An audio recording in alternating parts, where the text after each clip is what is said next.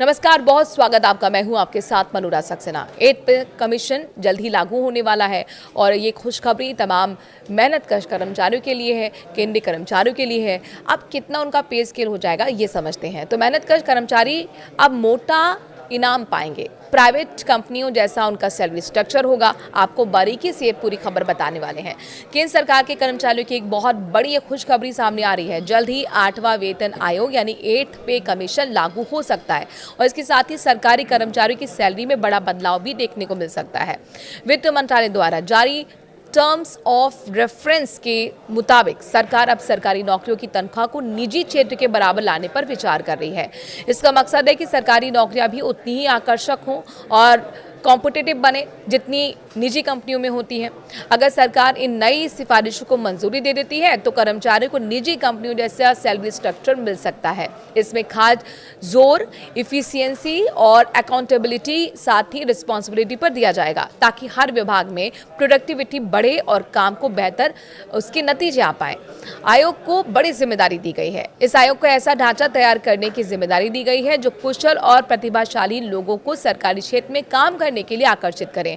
अब सरकार चाहती है कि सरकारी नौकरी को सिर्फ सुरक्षित रोजगार नहीं बल्कि एक ऐसा करियर माना जाए जिसमें तरक्की, अच्छे वेतन और विकास के अवसर हों। वित्त मंत्रालय के निर्देश के मुताबिक आयोग ये मूल्यांकन करेगा कि सरकारी विभागों में काम करने वाले कर्मचारियों के वेतनमान को किस तरह निजी क्षेत्र के लेवल के करीब लाया जा सकता है, खासकर उन पदों के लिए जहां पर तकनीकी विशेषज्ञता या स्पेशलाइज्ड नॉलेज की जरूरत होती है। इसका मतलब ये हो सकता है कि IT, data analytics, engineering, science और एडमिनिस्ट्रेशन जैसे क्षेत्रों के कर्मचारियों की सैलरी में बड़ा इजाफा किया जा सकता है।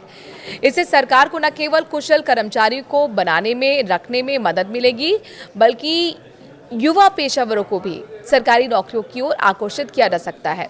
रिजल्ट देने वालों को बड़ा इनाम मिलेगा। नया सैलरी स्ट्रक्चर ऐसा होगा जो रिजल्ट पर आधारित होगा यानी कि रिजल्ट ओरिएंटेड होगा। इसमें कर्मचारी को उनके परफॉर्मेंस के मुताबिक इनाम और साथ ही पदोन्नति मिलेगी, प्रमोशन मिलेगा। इससे सरकारी कामकाज का कल्चर ज़्यादा मॉडर्न और ट्रांसपेरेंट बन सकेगा। प्राइवेट सेक्टर में भी इसी आधार पर प्रमोशंस होते हैं और सैलरी में इजाफा होता है। सबसे खास बात यह है कि 8वें वेतन आयोग में परफॉर्मेंस बेस्ड लिंक बोनस की सिफारिश की जा सकती है। यानी अब हर कर्मचारी को समान वेतन वृद्धि नहीं मिलेगी बल्कि जो कर्मचारी मेहनत करेंगे और इनोवेशन दिखाएंगे उन्हें ज्यादा मिलने की संभावना होगी। 7वें वेतन आयोग का फोकस सैलरी स्ट्रक्चर को सरल और संतुलित बनाना था, जबकि इस बार 8वां वेतन आयोग जो है 8वां आयोग मेरिट और कंपटीशन पर आधारित ढांचा तैयार करने की दिशा में काम कर रहा है। अगर ये नया सैलरी स्ट्रक्चर लागू हो जाता है तो भारत में सरकारी नौकरियों की छवि पूरी तरह से बदल सकती है। अब सरकारी नौकरी को सिर्फ स्थायी और सुरक्षित मानने की बजाय बल्कि इसे एक बेहतर, चुनौतीपूर्ण और सम्मानजनक करियर के विकल्प में देख सकेंगे।